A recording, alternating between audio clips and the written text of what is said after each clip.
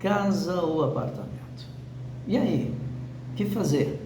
Você e a patroa decidiu que esse é o momento para você sair do aluguel e agora estão apenas decidindo se vai ser uma casa ou se vai ser um apartamento. Eu estou aqui para poder te ajudar. Eu vou tentar abrir seus olhos para algumas coisas que você talvez não pensou e isso pode contribuir muito para que você tome a sua decisão e que seja uma decisão acertada. Primeiro é o seguinte, se você vai comprar uma casa ou um apartamento, você quer sair do aluguel, você quer comprar o primeiro imóvel. Ah, é o seu primeiro imóvel? Pô, legal. Então agora vem uma questão, será financiado ou vai ser com recursos próprios? Se for financiado, eu diria para você que talvez o financiamento pode ter melhores condições em um apartamento, melhor condição do que uma casa. Mas quando eu falo em apartamento, é um apartamento na planta, um apartamento em construção, né?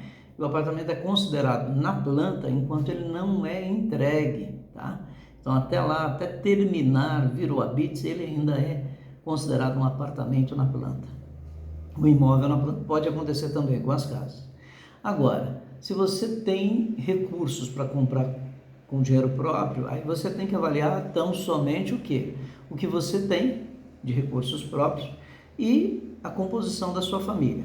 Porque, óbvio, se um apartamento como esse, com 42 metros quadrados, 2 dormitórios, se você tiver 3 crianças ou 2 filhos e sexos diferentes, eu confesso a você que é uma coisa meia complicada. Então aí valeria a pena você pensar em fazer um investimento um pouquinho maior, financiar apenas o que está faltando, mas comprar um imóvel com 3 dormitórios. Pode ser, claro, também um apartamento usado ou mesmo uma casa usada.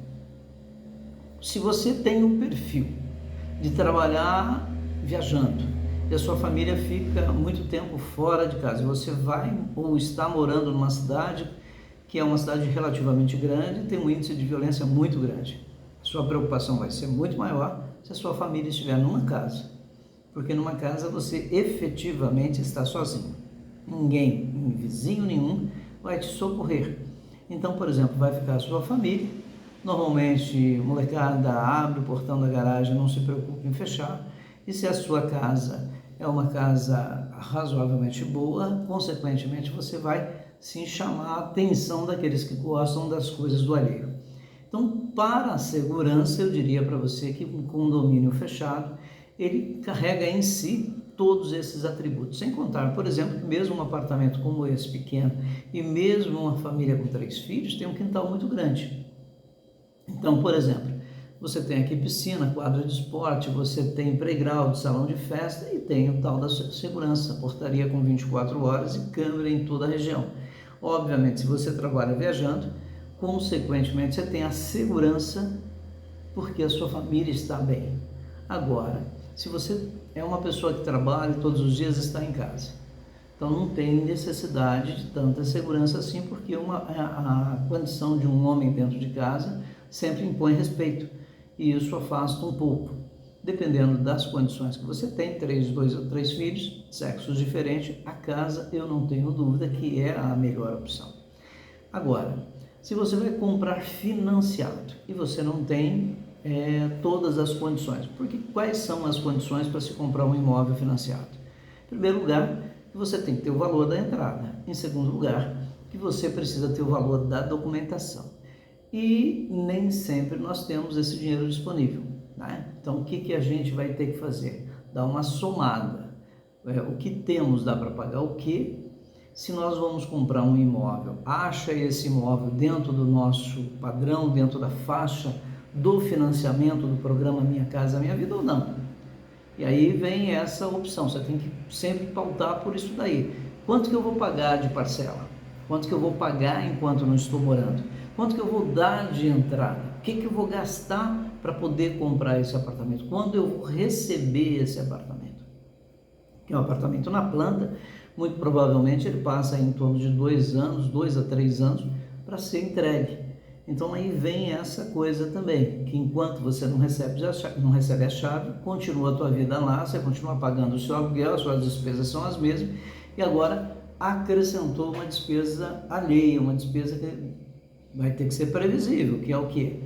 A parcela que vai ser futuramente quando você estiver morando, mas enquanto você não mora, você tem que pagar os juros de obra e ter pago a documentação, mais a entrada. Provavelmente uma construtora vai parcelar. Você sabe, eu não sei se você sabe, mas eu sou corretor de imóveis, já trabalhei com a BRZ Empreendimentos Imobiliários, vendendo apenas para ela. Hoje eu trabalho com ela, mas trabalho com outros também. Então eu diria sempre para a pessoa, mesmo naquela época eu já falava e hoje eu repito, o melhor investimento é aquele que você pode arcar.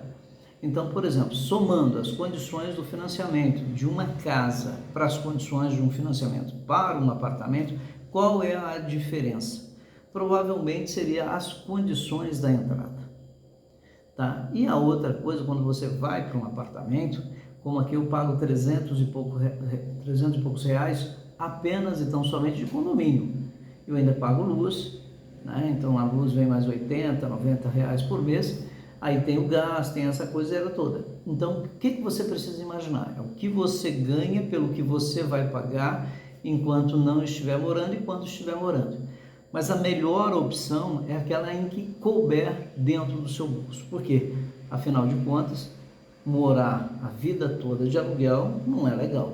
Você passa 10 anos pagando aluguel, quando você sair, tem ainda um checklist, muito provavelmente você vai ter que entregar a casa conforme recebeu. Quando você passa 10 anos pagando o seu imóvel, se você financiou ele por 35 anos, na pior das hipóteses, que a maioria das pessoas financiam e pagam em 15, 20 anos, 18 anos, 8 anos, o que acontece? Essas pessoas estão aí faltando pouco tempo para quitar aquilo que será definitivamente seu. Como é o primeiro imóvel, eu diria para você que você tem que sim fazer uma ponderação entre o que você tem na mão, quais são os recursos disponíveis que você tem e quais são os imóveis na cidade. E ver se esses recursos cabem de fato naquilo que você quer, na casa ou no apartamento. Se de repente os mesmos recursos der para comprar um apartamento ou uma casa, só o que você vai precisar analisar é o aspecto da segurança e a quantidade de filhos. Agora, se os recursos cabem apenas no apartamento e você vai ficar sem comprar um apartamento porque os recursos não deu, porque você queria casa, aí eu acho que já é também um pouquinho, vamos dizer assim, de problema que você e a patroa vão ter que decidir aí, que a melhor opção é aquela que aparece, é aquela que você tem condições.